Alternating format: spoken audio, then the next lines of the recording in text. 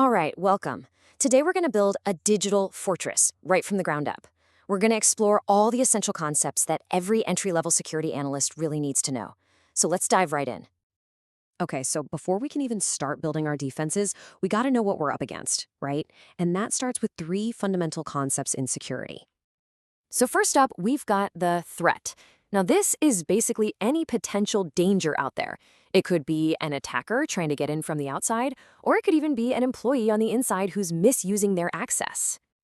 Next up is risk, and this is the chance that a threat will actually cause some harm. You know, the source material has this great analogy. Think of being late for work. That's the risk. The threats? Well, that could be traffic, a flat tire, you get the idea. And that brings us to the third piece of the puzzle, vulnerability. This is the weak spot. It's the unlocked door or the open window in our fortress that a threat can take advantage of, like a piece of software that, hasn't been updated in a while. Okay, so we know the dangers: threat, risk, vulnerability. Now, how in the world do we start thinking about protecting ourselves? Well, it all comes down to this core philosophy known in the industry as the CIA triad. The C is all about confidentiality. You can think of this as keeping secrets, well, secret. It's making sure that only the right people, the authorized people, can see sensitive information. Then you've got I for integrity. This is absolutely critical. It's all about making sure your data is trustworthy, that it hasn't been messed with. Like ensuring your bank account balance is actually correct. And finally, the A, availability. I mean, this one's pretty simple. Can you actually get to your stuff when you need it? Because what's the point of a fortress that's so secure even you can't get inside? All right, so we've got our philosophy, the CIA triad. But a philosophy isn't a plan, right? For that, we need a blueprint. And in cybersecurity, these master plans are called frameworks. Think of a framework like the architect's actual blueprints for our fortress. This provides the structure for our entire defense. It's not about just picking random tools, it's about following a really structured plan that guides every single decision we make. And a really popular one you'll see everywhere is the NIST Cybersecurity Framework, or CSF. Now, what's so cool about this is how it breaks security down into this active, continuous cycle.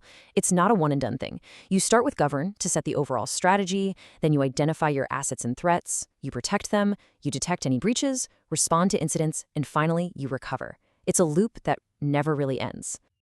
So, that's one way to look at it, as a process. But another way is to break security down into its different focus areas. And usually, we talk about 8 key domains. And man, when you look at this list, you really get a sense of just how broad this field is. We're talking everything from the high-level stuff like risk management and policy, all the way down to the nitty-gritty of network security and software development. It really shows you that security isn't just one job, it's a piece of everything an organization does. Okay, philosophy? Check. Blueprint? Check. Now let's move from the high-level strategy down to the frontline toolkit, the actual tools of the trade that analysts are using every single day. So a really critical tool here is the SIEM, which stands for Security Information and Event Management. Now, if our organization is a digital fortress, the SIEM is the central command center. It's the watchtower, pulling in all the log data and intelligence from everywhere to give us one clear picture of what's going on. And you can see here, tools like Splunk give analysts what's called a security posture dashboard. This is their real-time view of the battlefield, flagging any suspicious activity that they need to take a closer look at. Same idea with Google's Chronicle. It's got a similar dashboard, but check this out. It even gives a confidence score on how likely something is to be a threat. Super helpful for analysts trying to figure out what's most urgent. So you're an analyst, an alert pops up from your CIM. What do? You don't just start winging it, no way. You turn to a playbook. This makes sure there's a consistent, proven, and effective response every single time. And this playbook follows a really logical, structured response. You start with preparation, making sure you're ready. Then you detect and analyze the incident. You move to contain the damage, eradicate the threat, and recover your systems. And then, and this is key, the post-incident activity. You learn from what happened to get stronger for next time. All right.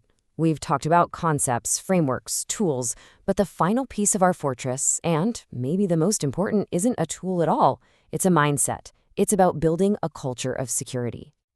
And there's this really interesting balancing act in security, which this slide shows perfectly.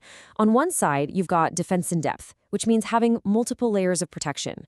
But on the other side, you have to keep security simple, because if things get too complex, they can actually become your enemy, hiding new vulnerabilities where you'd least expect them. And that mindset is built on some key principles. Let's look at a couple of huge ones here.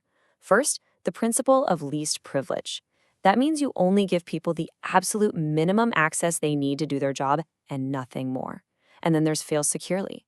This just means if a system breaks, it defaults to a locked, secure state, not a wide open one.